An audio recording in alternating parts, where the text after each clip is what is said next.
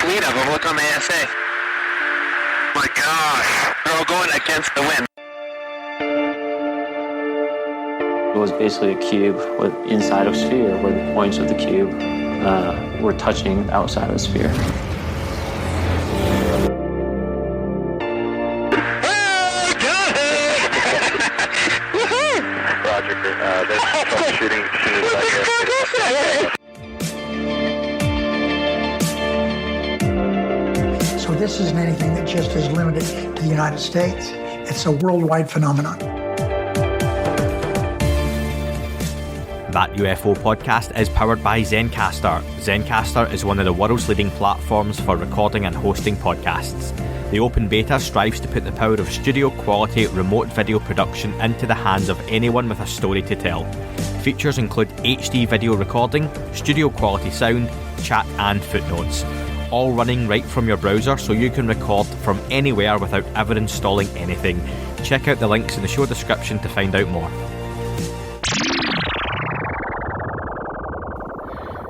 Hi everyone and welcome back to That UFO podcast. Yes, I'm still alive. My name is Andy and I've got Dan joining me for a breakdown. We have got some breaking news. Dan, how are we doing?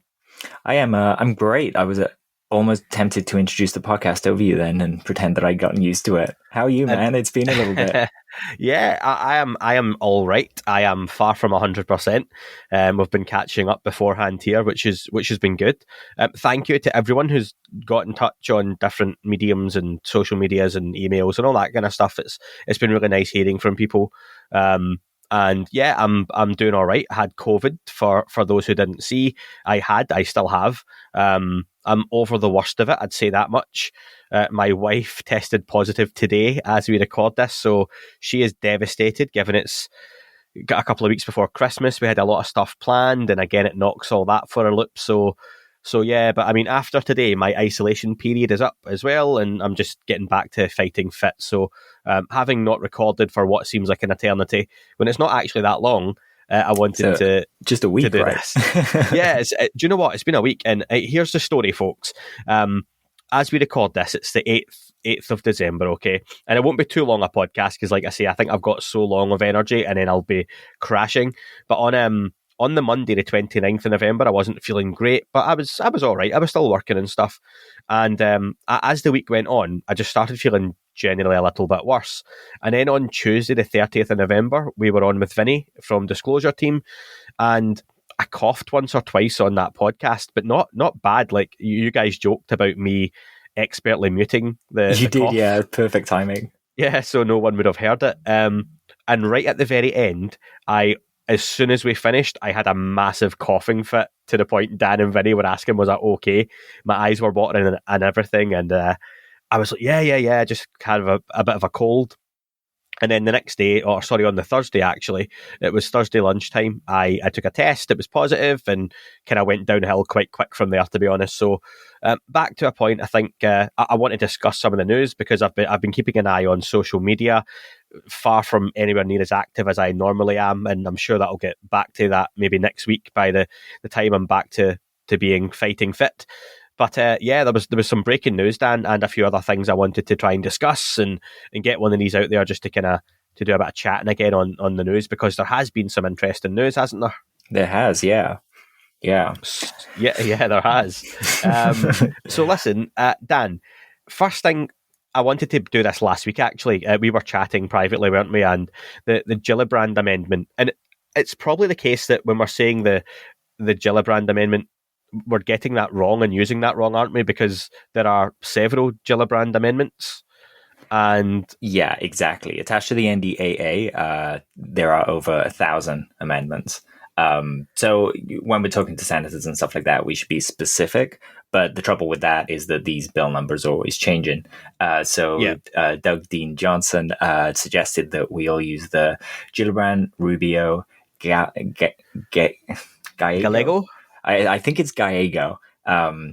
So yeah, that we use those three names to define it. So the GRG amendment, we'll say.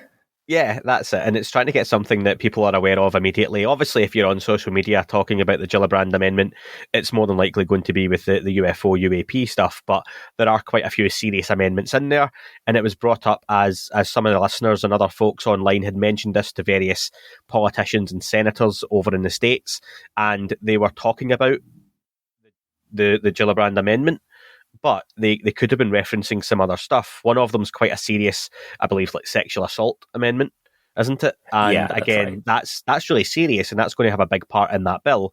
But in this huge bill, there's loads of stuff lumped in there. Our interest is obviously the UFO aspect of it as well. So just for anyone who's seen any debate or discussion online about that, it's worth pointing out there are several Gillibrand amendments, and the one we're interested in, of course, is the UFO stuff. But there's some very worthy ones in there, of course, like I've just mentioned. So, but politically, that's our kind of focus. So, Dan, what was the update? Because as we've got this bill, which is a Defence Act bill, where loads of different things are lumped in for funding, discussion, being brought to law, all that sort of stuff, being put on the table for the first time. Things being put on the table for multiple times, trying to get them through because of the new what would you call it? I'm taking a COVID moment here. The people who got in the new not regime, Biden, Kamala Harris, what are they called? The new Administration. That's the There word. you There go. we go. Boom. I'm leaving that in, folks. Apologies. That's a bit of brain fog. Yeah. So the new administration, so things that maybe never got through before could potentially be tabled and all that kind of stuff. Okay, we're not experts on this, but that's the deal with these bills.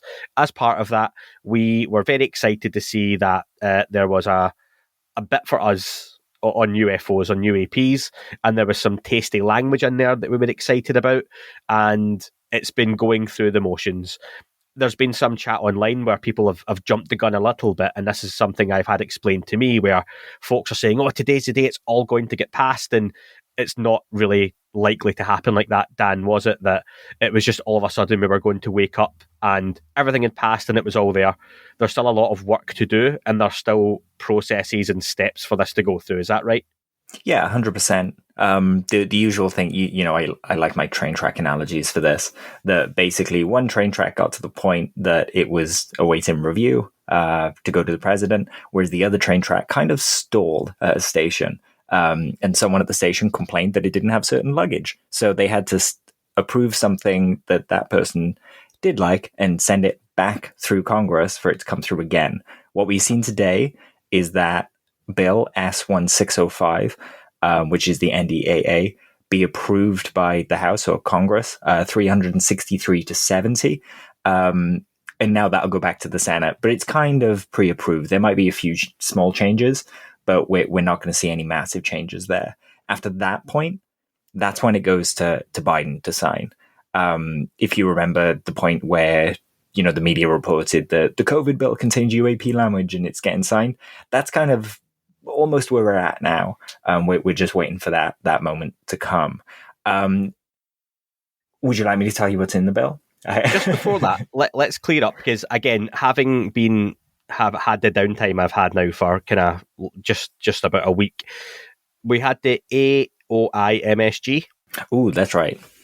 How is that affected with this now progressing as it is? So, in a nutshell, it's not. At the moment, that's a separate office that was announced by the DoD there, and when it was announced, everyone thought that the timing was suspect. That it was kind of announced to derail, but then there was some argument as well that they were just fulfilling what they'd been asked to do anyway in another letter. But that's set up and that's going. That has replaced the UAPTF. So that's what the DoD's efforts now called. This new bill that's just passed is still calling for a new office. The name Astro is gone from the language, as is the committee that interfaces with the public, where they were specifying that it would have members from Project Galileo and things like that. Mm-hmm. That is gone. But apparently that was dropped by the actual, negotiators because they saw some risk in terms of handling classified materials and things like that.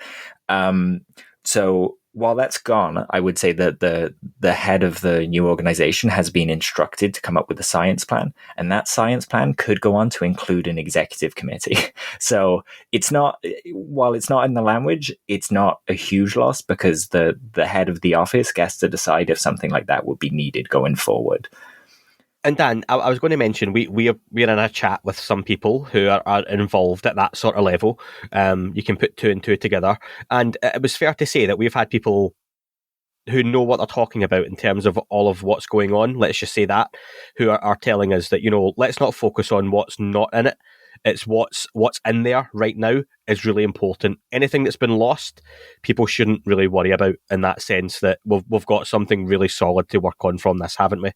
Yeah, 100%. This is a hell of a solid floor to go from. A lot of things that they couldn't, and I say the supposed secret keepers, or the DoD, the military apparatus that were hiding this, Air Force, a lot of things that they were keeping secret. There was no real law that said they had to give up stuff to do with UFOs. Even if we knew they were fibbing, it was their prerogative. They could make it classified if they wanted to. Now, in this language, it's basically saying for everyone to immediately give up their data, and that in every report, and we'll be getting a report semi-annually and annually. So this is awesome. Every 6 months, every 12 months.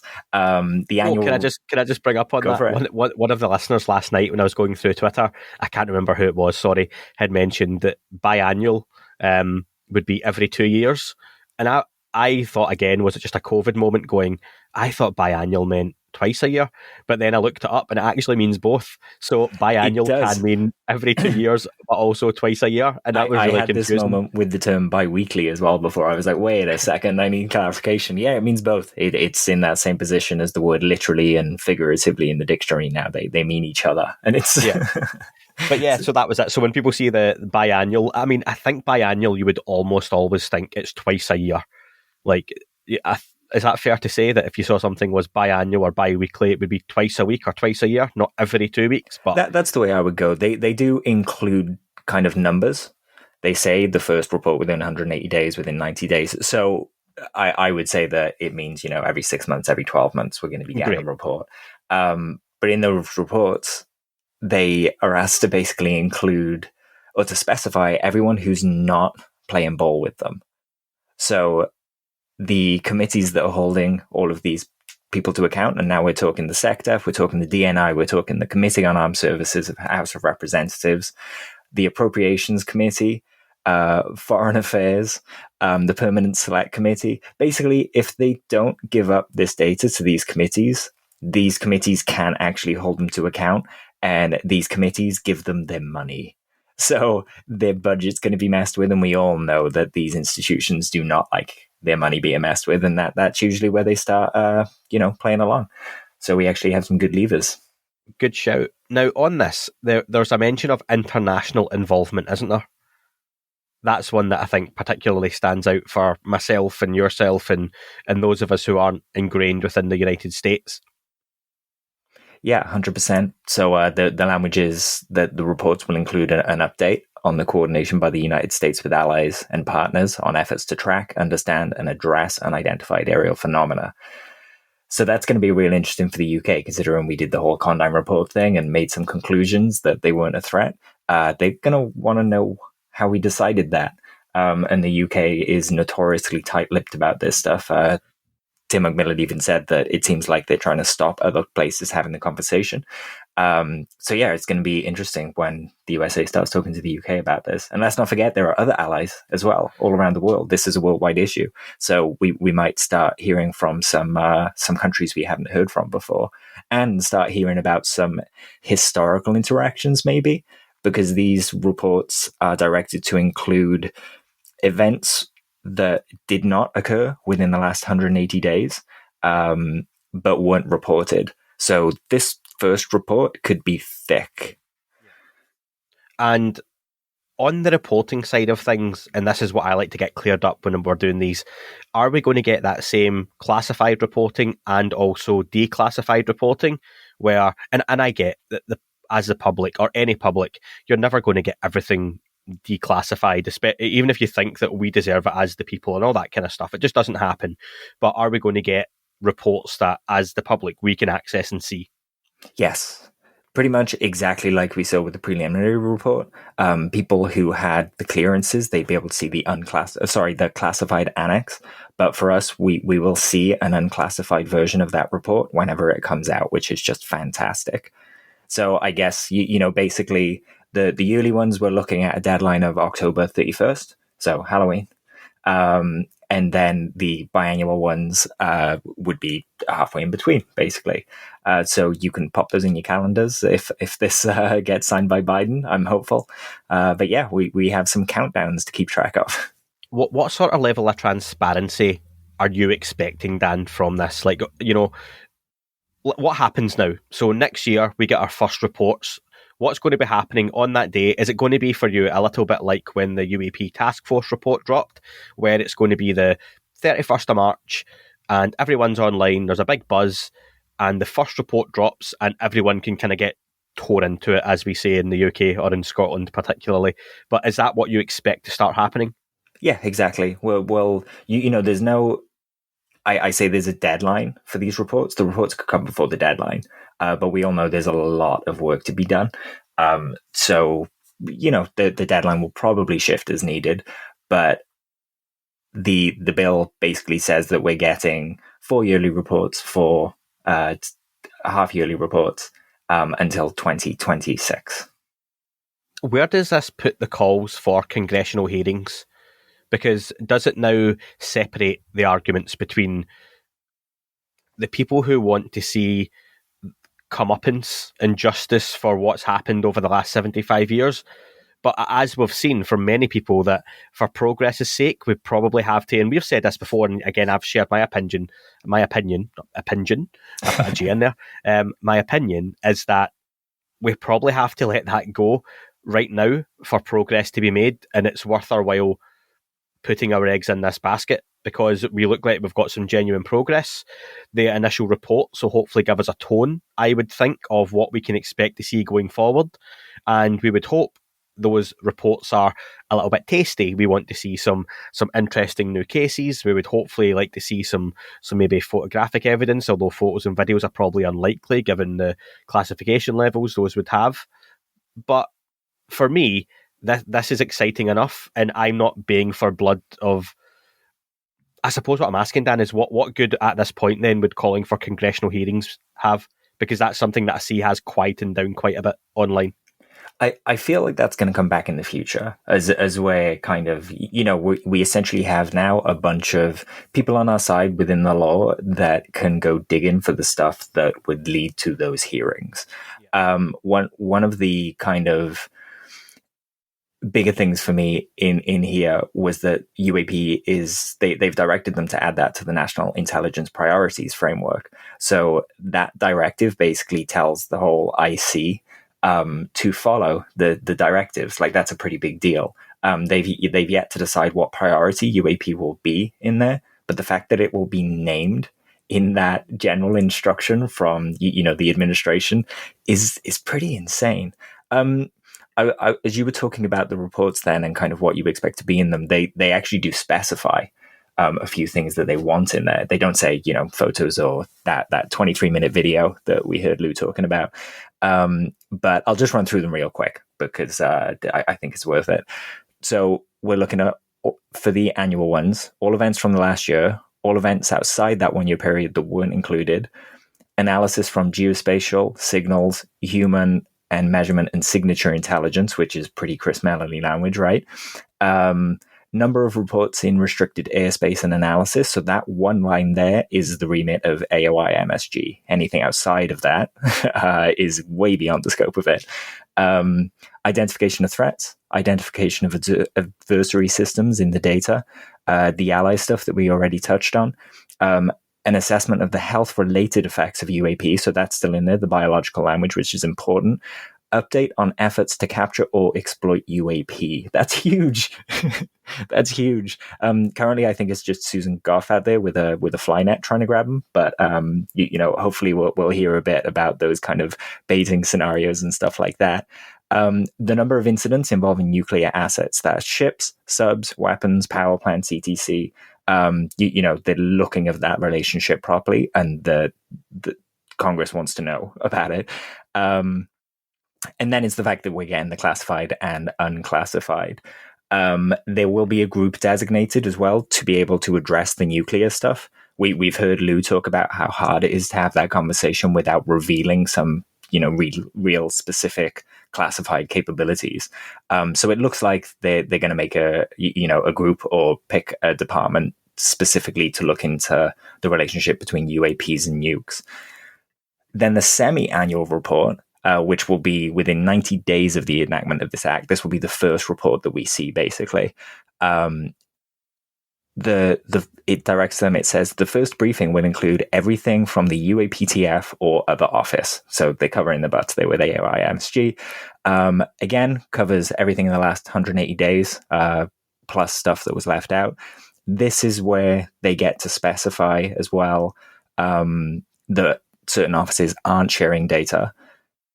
In this part, it says that the funds authorized for this pretty much are as much as the leader of this office sees fit, which is kind of amazing. It includes the transmedium language, so it defines that. Transmedium objects or devices means objects or devices that are observed to transit between space and the atmosphere, so on and so forth. We're very familiar with those. And then it defines unidentified aerial phenomena as well. So they're being real clear what they want to hear about here. Is it fair, though, we've got to say there are still aspects of this bill and the language of this bill, an amendment, that is still aimed at the potential for foreign adversarial drones and just foreign adversarial technology, as much as we attribute a lot of the language to UFOs, spaceships, aliens, whatever you want to call it. There are aspects of this that are going to go through because of what China or Russia may have. And as much as we've said in the past, and Chris Mellon himself mocked China and their space program when that rocket landed on the road, basically in a rural part of China, and saying they're trying to catch up with us. We've then just seen a few weeks ago that China tested successfully a hypersonic missile that flew around the planet. And from what we've seen, the US intelligence agencies had no idea they were doing this or had this. So it's in one hand, yeah, they're a mile behind, but on the other hand, oh wow, they do actually have some pretty incredible technology. So it's got to be fair that some of these events, even the 143 that remain unidentified from the initial reports, we could still probably say a good chunk of those may have been something foreign adversarial. Yeah, but that's 100%. Not to say they all were. I think we're going to see the same kind of decision tree as we saw with the UAPTF and their buckets of data. They'll go through them all. Stuff that falls into the drone basket will go in there. And you're right to point it out as well, because I think in the community there's a split. It's drones or it's not. It's UAP or it's not. There's a Venn diagram of those two things. We've got to remember when these systems are looking out, they're not seeing things like our eyes are seeing things. We're seeing dots on the screen. We're seeing strange signatures. You could make a drone with a really weird IR signature. It wouldn't give you a bunch of the other observables, but now you understand why we need those observables to be able to separate the drones and the prosaic stuff from what we're seeing. I've said for a long time, our UAP data is in the anomalous data. So is the data for these weird drones. It's not an either or kind of thing. I think we're seeing some of this, and Brian Bender even said that we're seeing it for similar reasons, because the proliferation of drones is becoming, they're super accessible, they're super cheap. We're going to see some weird things from them.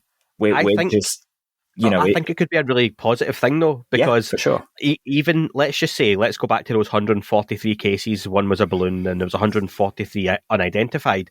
Imagine that you could see a list and go, actually, we've caught one of those drones that was over the Russell, the Omaha. It turns out it was a drone, okay? And it was Chinese technology, and they managed to get it and go, wow, it can move hypersonic speeds. It can come in under radar. It can do this. It can do this. And it ticks a lot of boxes of those observables, even though it's human tech and a drone.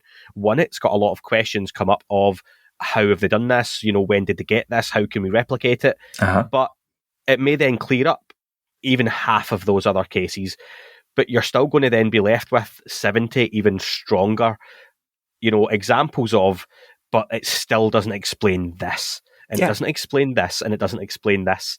So again, it would only strengthen for me the fact that a lot of this stuff, yes, might still be foreign adversarial technology, but there's a whole load of it that isn't. And that's the stuff that we still have to look at as being, that's the stuff we want them to go after. This is where we're going to get answers, and this is where our intrigue and interest is. But I still think it'd be pretty cool to see one of these drones, if it was Chinese or Russian or American, to do some of these amazing things, because I think that would be spectacular. But it would still beg the question that where's that leap in technology came from? Yeah, we'd be talking about, some people are going to roll their eyes at me, but I'm going to say a new science. It's not new. It's based on, the stuff that we know, but it's just the horizons of science. I don't disagree with anything you said there pretty much. Listen, we've went longer than I expected. There's a couple of things I still want to talk about, and I am strategically using the mute button as Dan speaks, folks, because I am still far from 100%. But listen, there's stuff I definitely wanted to talk about, and I've enjoyed recording again. Dan, I want to move on. Have you got anything to add to that? Sorry, first, before we move on. Yeah, just one or two more things. Just some comments from some of the excellent commentators around Tim McMillan, Brian Bender, Doug Dean Johnson. Dean Johnson says that the impression that he gets from the report is, and I'm quoting him here, is that we, the Congress, have concluded that unidentified aerial phenomena are serious business, and we want you to start treating it as serious business. Get your act together and get a grip on this problem and expect to be held accountable. I think that's a really good read of the paper. Short and sweet. He goes on to say that there was a striking degree of quiet consensus that's developed on the issue.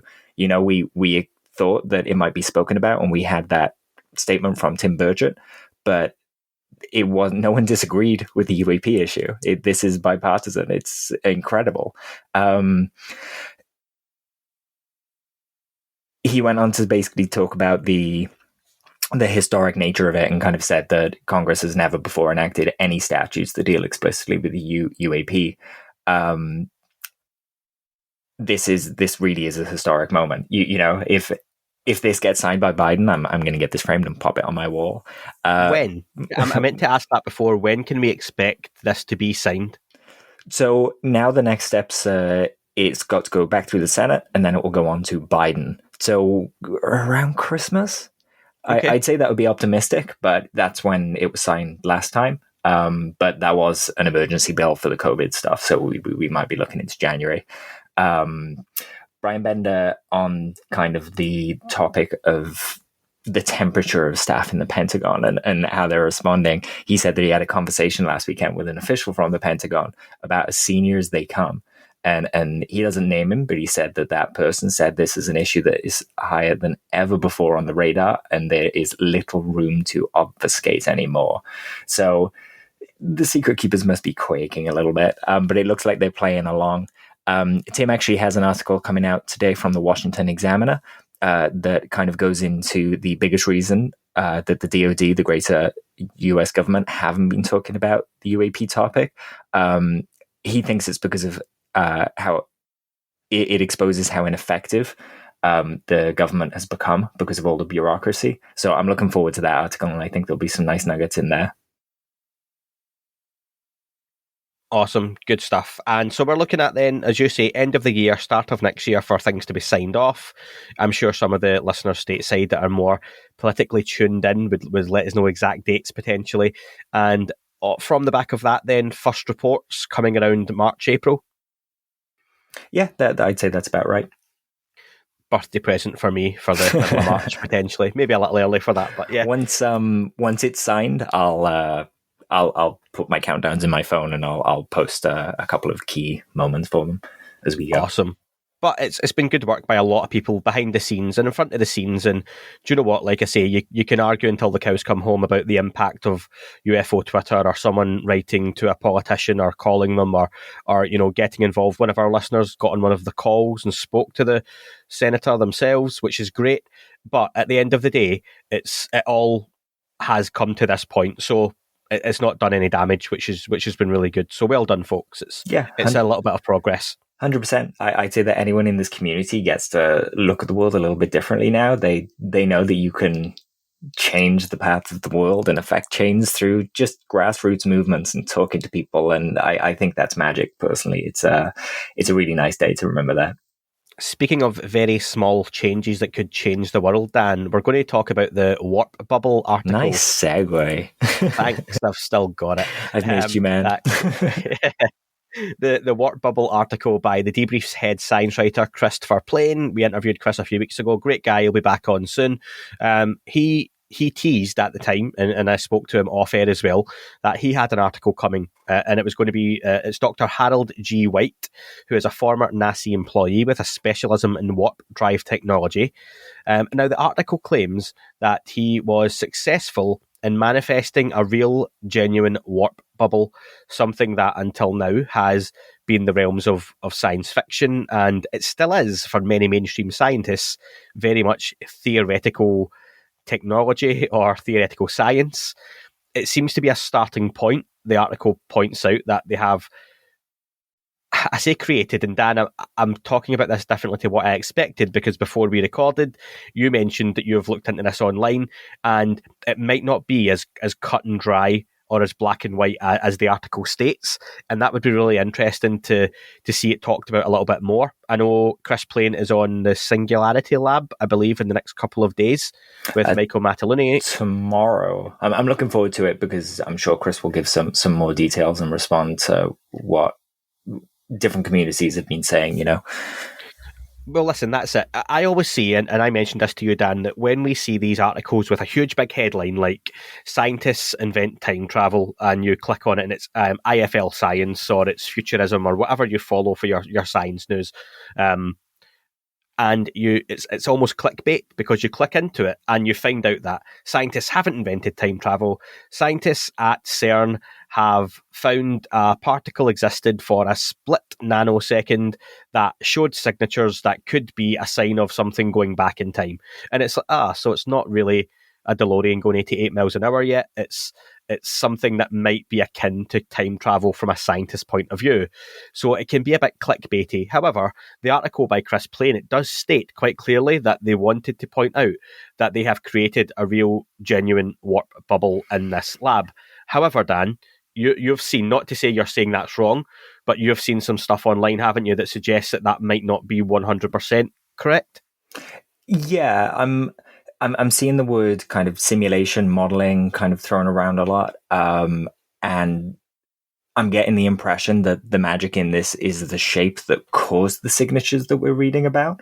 Because that is kind of like a key to unlocking this. We've heard about the term waveguides before. And that's the kind of thing the shape would be. In the article, they say that they would, any potential material that they put in there, like a ship or something like that, they would have to, 3D print it almost on an atomic scale. And I mean, we've heard about material like that being found from UFO encounters and crashes and things like that. So there's an interesting crossover there. Not to say that I'm down on it at all. It's one of these things that there were a lot of things in that article that I kind of had to go, okay, I'm going to go watch a 2-hour lecture on this phrase now, so I understand it. So I'm kind of working my way through it, and I wouldn't want to be definitive. But it reminds me of when, the first car was built in like 1769. It was steam powered, could go like 2 miles an hour. That if they made a car like that now, we'd be like, cars are rubbish, we don't want them. But that's where that started. It could only be driven for like 15 minutes as well. It was really funny. First computer, 42, weighed like 700-800 pounds. Solved problems with what we're talking like 30 variables. So again, now we have billions of variables in our computers. First airplane, 1903. We know that couldn't stay up for a long time. But the idea is it proved a concept that could be built on. And I think that's what we have here. I don't believe for a second it was an accident, though. We're not talking penicillin. We're talking someone who's been working in the field of warp drives for so long. I accidentally did this in work. Sounds to me like he was working on it on the side. And you know what? It's still a reason to get excited. This is the kind of sciencey aspect of this potential technology that we love and we appreciate. And depending where you sit on the UFO conspiracy scale, you might be screaming just now that we've already got this technology, they can do this, etc., etc. But this would be on a public level where this is potentially going to get discovered and discussed, and that's very different to what may or may not be going on behind the scenes at Boeing or Lockheed Martin already. Well, I mean, we're talking DARPA here as well. And it's, we barely hear a peep out of they're mentioning kind of so many conspiracy theories because they're very secretive. It's a God in the gaps type thing. But this work was done at DARPA. So I'm sure if it's gone further now, there are some people down in the basement working on the very thing that was just reported on. Yeah, exciting news though, and I look forward to hearing Chris Plain talk about it a little bit more with Michael McElrooney 100%. and co. And folks, just to finish up, a last little bit of news, one that's one of those raises an eyebrow, and it's go on, but we always end up getting disappointed. The Chinese rover, U2 has taken a picture and sent back what looks like an object on the moon. Obviously, now, TV. It looks like a cube-shaped structure. It's pretty pixelated. Even with the zoom, let me just cough and... There we go, never happened. Nice. Even with the zoom, you can see that there's something in the distance.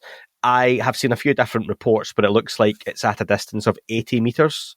That I've seen people say 80 miles and such, but no, it's 80 metres away, I believe. The zoom makes it look like two structures potentially, but again, that could just be an optical illusion, the quality of the camera.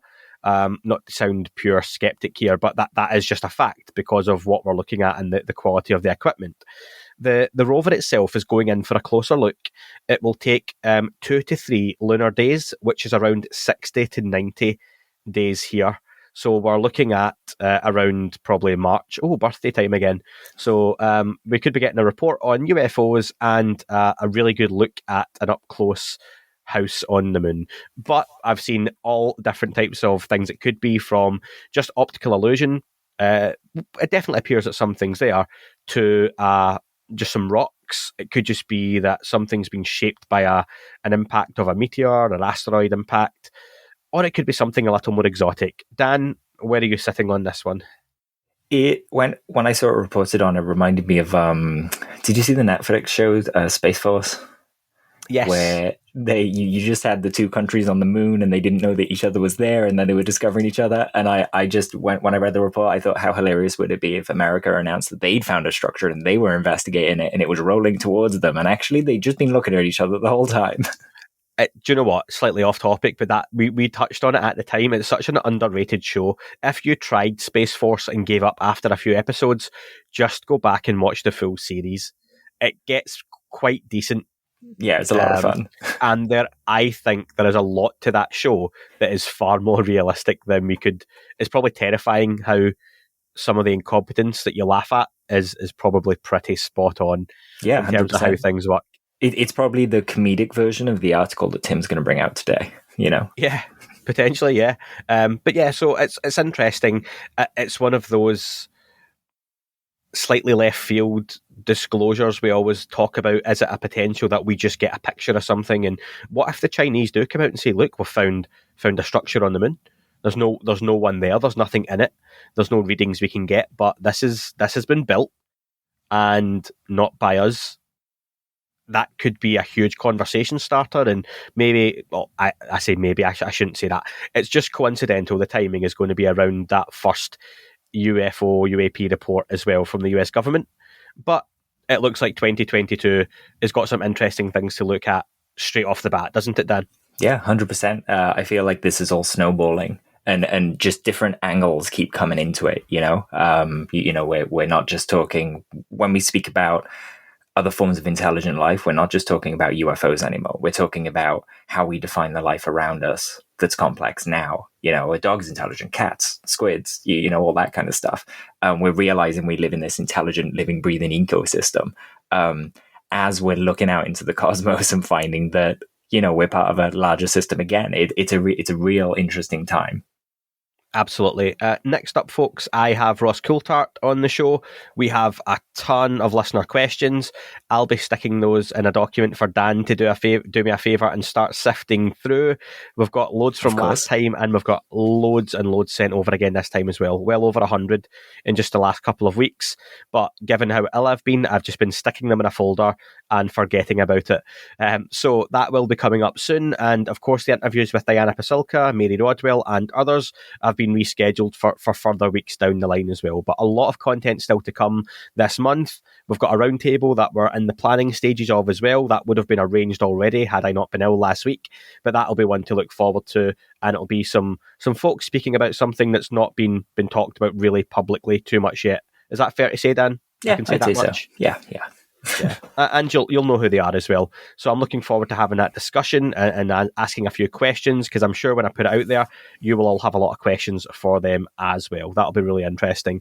But thanks to everyone who's been patient. I look forward to getting back to recording a more regular schedule, probably still a week away from that, to be honest, but I'm getting there, and this has been fun to do. But I've probably exhausted all my energy now for the day just in doing this, folks. So again, Dan, thanks for the time. Thank you. It's been an absolute pleasure. I've missed you, man. Awesome. And Dan, don't leave the studio yet, Dan. Oh wait, no, that's just on KGRA. Dan does that, finishes before the end of the show. But again, thank you very much, folks, and speak to you soon. That is all for this week's show. Thank you very much for listening. Please remember to leave the podcast a review on your chosen platform. You can like, retweet and subscribe. That would all be very much appreciated. The shows are being uploaded onto YouTube as we speak more and more. You can sign up at patreon.com/That UFO podcast to access the shows ad-free as well. Please get in touch on Twitter, Facebook, Instagram, That UFO podcast. Of course, on Twitter, it's at UFO UAPAM. And again, folks, as always, keep looking up. You never know what you might see.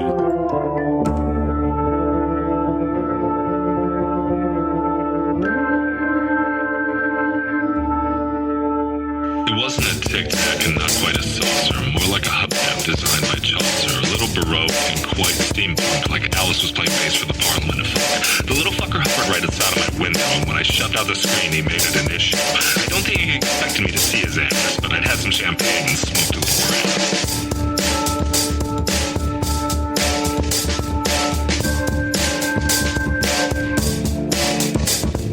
Meditative game of fate full on meta. I can't imagine how it could have been any better. I got to the top of the stairs and there he was. Like, you awake? I was about to abduct you, cuz.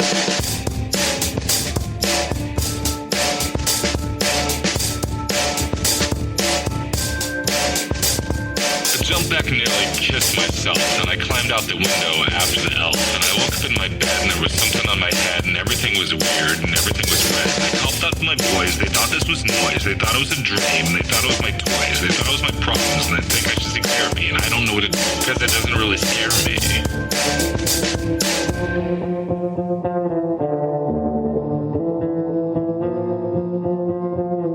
If you really want to know who I think may be, I think it's you and me and us and we and him and her and that and she and that thing over there and what's that, Jake?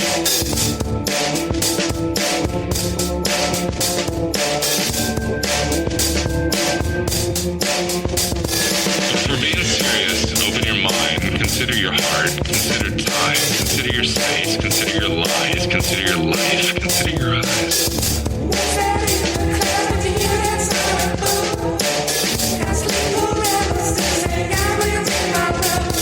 It wasn't a tic-tac and not quite a saucer.